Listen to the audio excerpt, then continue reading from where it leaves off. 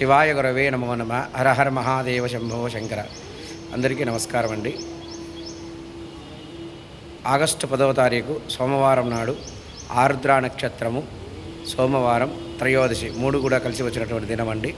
మరి రాబోతున్న 4 రోజుల్లో ఈ యొక్క కార్యక్రమాలు మొదలవుతాయి. మన దేవస్థానంలో స్వామివారికి విశేష పూజా కార్యక్రమాలు, అమ్మవారికి కుంకుమార్చన పూజా కార్యక్రమాలు, మరి అట్లాగనే సాయంత్రము ప్రదోషకాలంలో నందీశ్వర స్వామివారికి విశేషముగా అభిషేక పూజా కార్యక్రమాలు, అట్లాగనే నందీశ్వర స్తోత్ర పారాయణము, స్వామివారికి విశేష ద్రవ్యాలతో అభిషేకం అంతా కూడా జరుగుతుంది.